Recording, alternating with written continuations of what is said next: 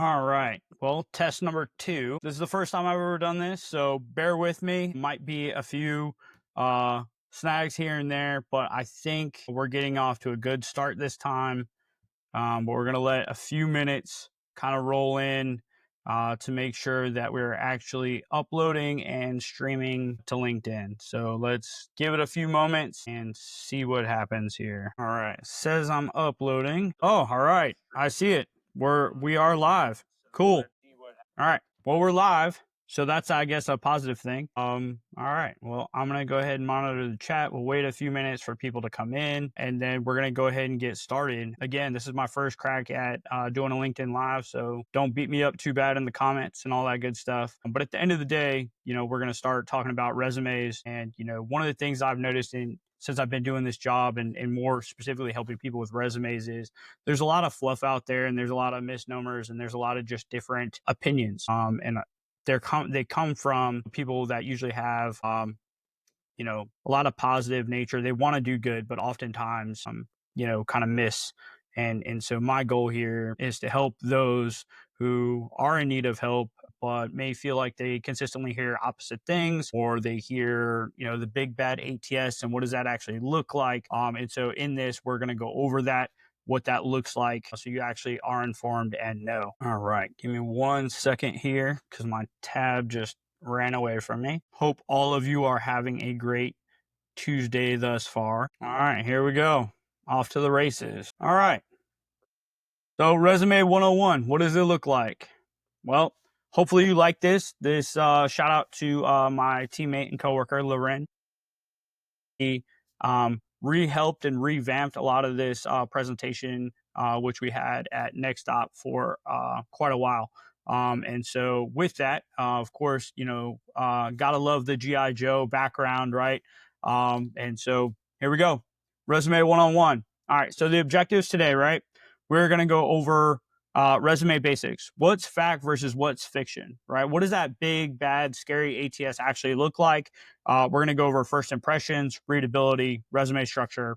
We're going to go over professional summary, what that looks like, how to write a powerful and impactful statement that really grabs the reader's attention.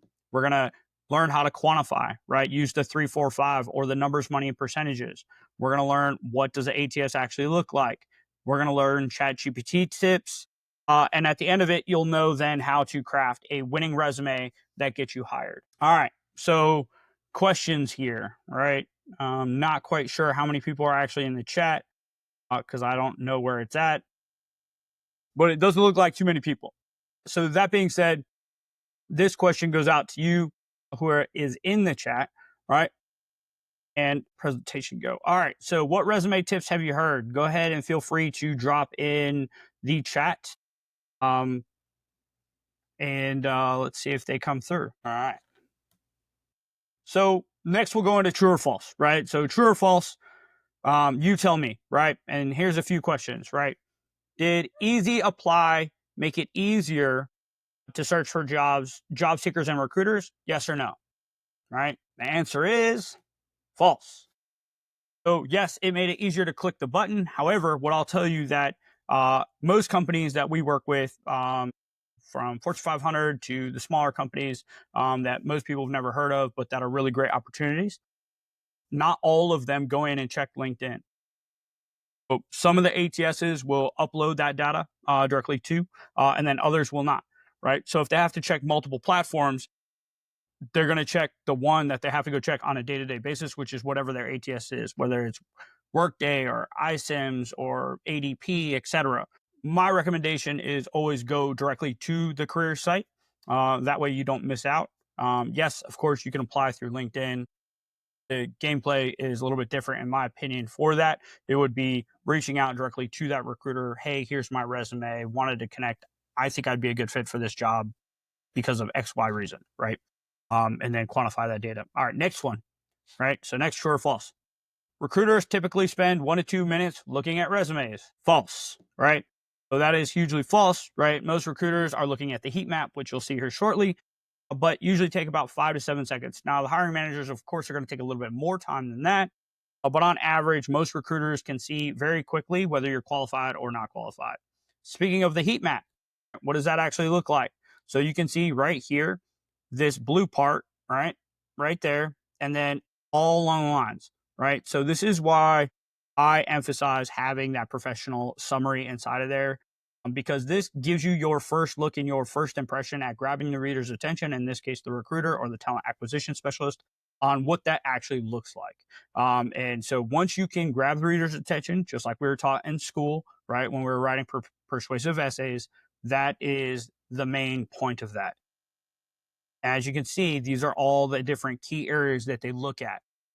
All right, so now on to, since we're talking about heat maps, right, and we just kind of went over, right, so now it's time for resume structure. So what should we have in our resumes, right? What does that actually look like? And so that actually looks like, right, your contact information, your summary or objective. Now, I'm not huge on objectives. I would much rather have you say a summary. I think objectives are kind of starting to go away, at least from what I see. I think that majority of people, of course, they can be, if you're trying to switch, industries, going from one thing to another. Maybe having an objective makes sense. Or if you're first getting out of school where you don't have a lot of work experience. But I think for the overwhelming majority of people that I run into, even in those situations, they can put together a pretty good summary. And I think that actually works better in their interest, because instead of essentially asking for the job with an objective statement, you're giving the employer the WIFM, the what's in it for me. You're telling them, this is what I do and this is what I can provide value in. And that is 100% the determination factor, right? They want to know that you can answer their pain point, whatever that may be. So then we go into work experience. So what does your actual work experience look like? Then we go into education, skills certs, skills and certifications, and then any additional sections that may be relevant to you in that specific job posting. All right. So contact information and summary, right? So you can see here, right, where on the left-hand side, right, we have headline, clear, your name, first, last, and then we want to have our admin data. So phone, city, zip, email. Now, if you are open to relocation, this is a perfect opportunity. You want to make sure that that's well known. Most recruiters, again, going back to that 5 to 7 seconds thing, right, and TA professionals, they do not have enough time to understand, all right, is this person open to relo? So let's say that you're, in Pennsylvania for that matter, right? And you're saying, hey, I'm in Pennsylvania, and you don't put the fact, and you applied to a job in Houston, let's say, right? We just had a candidate go through this. He was not getting any looks because he didn't have the open to relocation in parentheses. The moment that we put that in there, now it tells a recruiter or TA professional who's seeing his resume that he's open to relocating, right? But if you don't openly put that right away, then they're not going to look at it. And so the next thing would be, your email. And then I always tell everybody to put their LinkedIn in there. I think that that's a huge, easy win to kind of get to, and then kind of look from there. As we go into, right, so job title, right here you see military veteran talent strategist or senior recruiter. Ideally, you'd want to select one, right? So that's kind of where you would go with that. Then your key skills. I like to have my key skills, my top 3 key skills, like right up top. And that way it kind of spells everything out for them. I'm always looking to continue to reinforce to whatever person that you're applying to. You always want to continue to reinforce that I can do this job. This is what I do, etc. So moving on to your professional summary. Give me one more second here. Transition. Here we go. Your professional summary. This is your introduction this is your first introduction, right, to the employer. Who are you? What do you do? What is your background? And how does it align with the job? Right? What skills are related to the job? What is your specialty? And what are you an expert at? 2 questions. Who should you answer for the employer? How can you solve the employer's problem, right? So if we go to my professional summary, right, a talented leader with 10 years of professional experience in successful leadership, with over 7 years of those years being focused on human resources. Seasoned full desk recruiter, and talent acquisition professional with a successful track record responsible for 70 plus requisitions, sourcing, recruiting, and strategic team planning, along with program development, right? So everywhere in here from that first initial sentence, I'm literally spelling out what value I'm bringing to the table, who I am, what I do, and then my background, and then the value that I'm bringing right behind that, right? So it's layered, right? And every time you go into a resume or your professional summary, this is how you should think of it. And then once you get to the questions that you're answering for the employer, what problems are you solving, right? Well, I move into, well, I've done, not only have I held multiple requisitions or been responsible for 70 plus, but I also talk about how diverse each of those requisitions is. Right? So now I'm talking about healthcare, I'm talking about finance, I'm talking about oil and gas, et cetera, construction, logistics, right? So those are some of the things that you really want to be bringing to the table when you're thinking about this. And then how do you fit in? The last one would be, of course, how do you fit into company mission and culture? What does that actually look like? Well, a little bit of technical difficulties here. There we go. All right. Back to where I started. Okay, cool. All right. True or false? One more. All right. I think there might be two more actually now that I say that. I should put everything I ever did in a resume. All right. Listen, for those of you federal employees, that's also not true anymore either, right? They've just shortened down how many pages you can actually have. Everything I'm talking about too, this is more tailored towards corporate or civilian rather than being a federal resume. I should have prefaced that in the beginning. But the answer, of course, here is false. You do not want to put that, right? That's why we talk about tailoring positions, right? And even in tailoring, we'll get to that here in a second. But you don't want to put everything you did on a resume. Of course, you can have a master resume that you pick and pull from. I think that's a great idea, but just know that you don't want to send, a 5-page letter to a talent acquisition or recruiter, right? They don't want to see all that, right? So make sure that it's relevant. So now moving into the work experience, right? Where we start to tailor things, right? So work experience, right? You're going to highlight key achievements that demonstrate your leadership, communication, and other soft skills, right? Use this formula, right? Action taken, right? What action did I take? And then what was the result or the impact of that action that I took, right? Focus on outcomes of your actions, not just tasks you performed. Always quantify your responsibilities and the results achieved, right? So what does that look like? So here you can see I like to leave 1 to 2 sentences of kind of what the job specifically is, right? Especially for my current role, which would be North Texas Program Manager. So if you have something where you're a program manager and it doesn't necessarily spell it out for people, then give 1 to 2 sentences of what that job may entail, right? So for everybody else, right, if your job is very specific in the title, then maybe you don't need to do this, right? So it's all about knowing kind of what your job title looks like. But for me, I really do like that 1 to 2 sentences. And again, so here we have designs and implements recruitment strategies that align with NextOp's goals and objectives in the Dallas and Fort Worth market, with a focus on expanding the company's footprint by providing customer success for clients and employers, right? So I'm literally spelling out the actual role.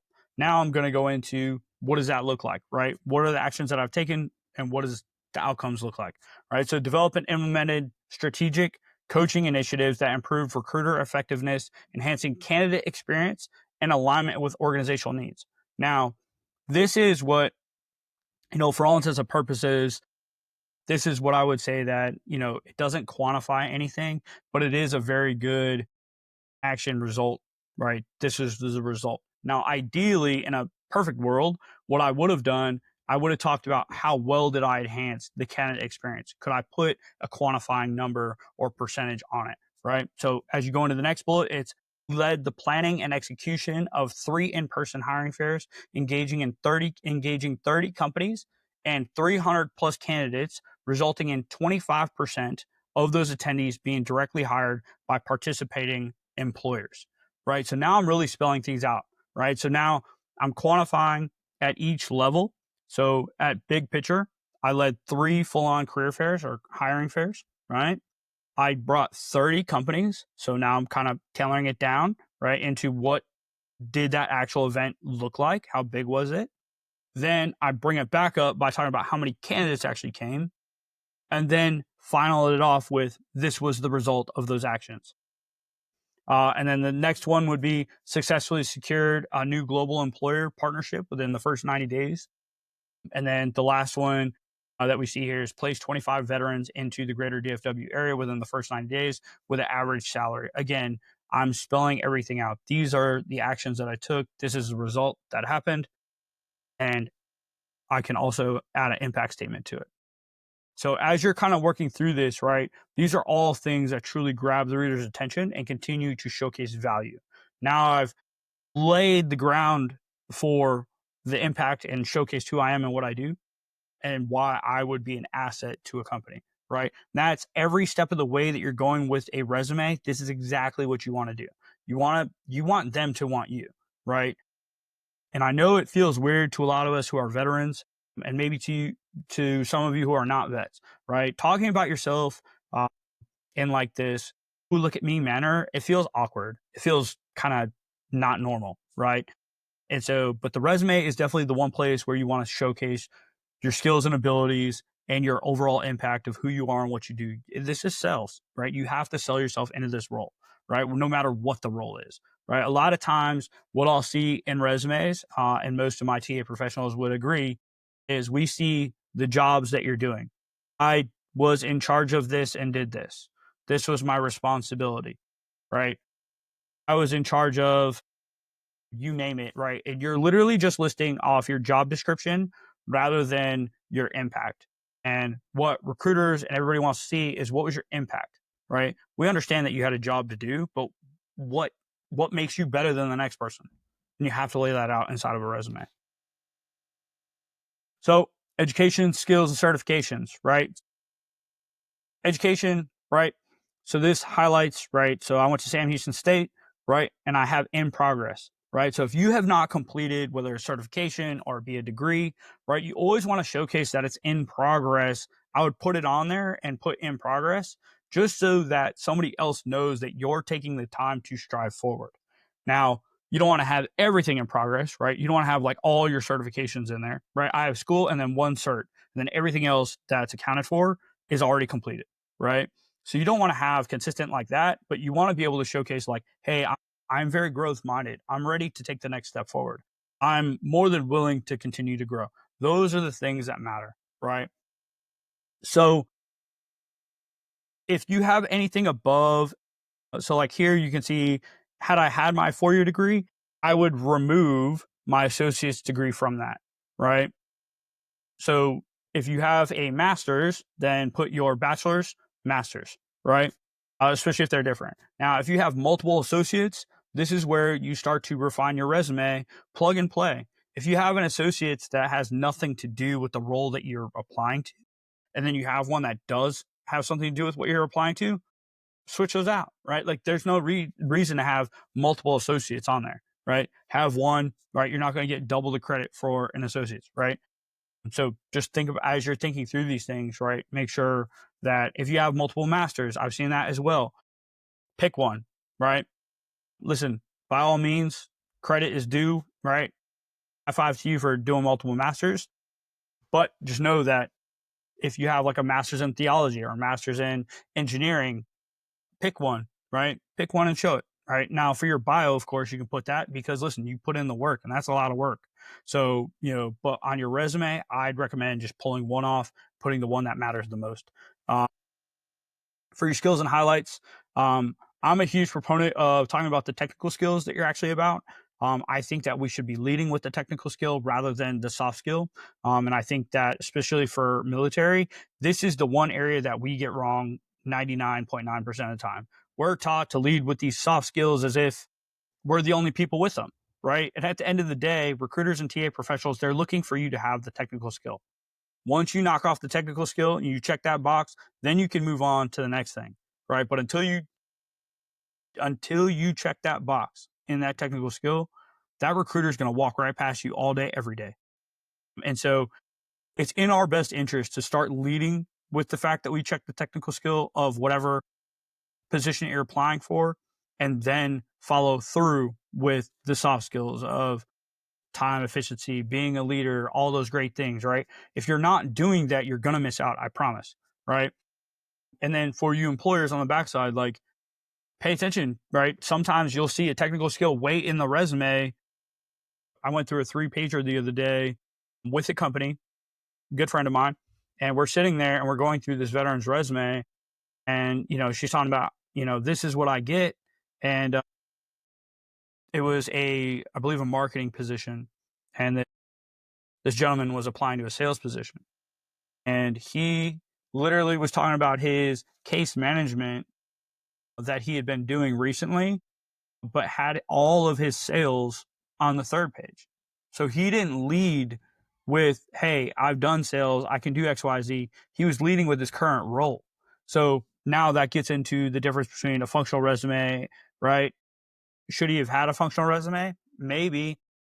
Or he could have just put that information in his professional summary, right? So that way he told the employer, hey, listen, this is what I have, those skills and abilities.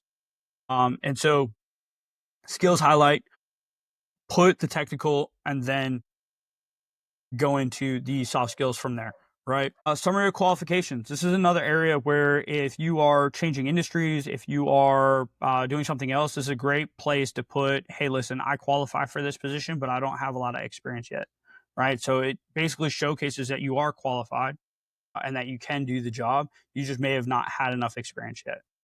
Another just different area. All right, true or false? Resumes should be exactly 1 page. If I had $1 for every time I've heard that, even recently, listen, at the end of the day, this is maybe, right? And the reason why it's maybe is because it's dependent on you. And listen, I know that resumes are really hard for those of you that don't write resumes for a living to kind of corral. But honestly, it's dependent on you, right? If you don't have a lot of experience, you're going to have a 1-pager. If you're just getting out of school and maybe you had just getting out of college and maybe you had 1 or 2 jobs, yeah, you're going to have a 1-pager, and that's okay. Yes, 100%. If you're getting out of the military and you only did a 4-year or 3-year stint, yes, you're probably only going to have a 1-pager, right? And that's okay. And it's to be expected. If you're transitioning industries, maybe it's smart to have a 1-pager, right? But what I would say is, for the overwhelming majority, if you're mid-career, quote unquote, anywhere from 5 to 10 years in, 2-pagers actually have shown to be a great indicator of potentially getting a position above somebody that just has a 1-pager. And so I would challenge anybody, I want to say it's like 60+% more likely to get you into a managerial role. And so with that being said, you just have to know what that looks like. And so that was a maybe, right? So now let's talk about the scary man in the room. A lot of people talk about the ATS and having a ATS friendly resume and what does that actually mean? My resume is not getting seen by anybody. I'm just being automatically rejected by this big, scary ATS. Let me tell you what, a lot of that stuff is false, right? I'm so tired of hearing about that from people who are talking with good intentions, by the way. I will give them credit on that. I don't think anybody does resumes for bad intentions, right? Because they are, again, they have to be custom and tailored. So it's definitely not something easy. But we're going to go over these myths. All right. So what is the ATS? Let's talk about that first. So the ATS parses resumes in predefined sections. It can score resumes sometimes. It can filter resumes based on criteria. It stores and organizes resumes. That's the big one. That's the main thing of an ATS. Applicant Tracking System is, I, Charles, uploaded my resume to X company, and X company now has the ability to go and click a button and then see my application plus my resume. It's what ATSs are. It can flag resumes for keywords. It can also match skills and experiences to job openings. You would not believe how many companies are still using ATSs that don't have any of these capabilities outside of storing and organizing. That's it. Fortune 500 companies, like, all the time that I talk to, I'm not going to name drop in here, but I'm telling you, like, it's not as prevalent. That whole ATS and word counts and whatever, like, it's not as prevalent as you might think. A lot of times a recruiter is actually looking at your resume and you're not telling the correct story, or whoever's helping you is not helping you tell that correct story. Okay. So to completely blow everybody's mind here, one of my friends, Melvin, thank you, helped me with one of his friends attain this.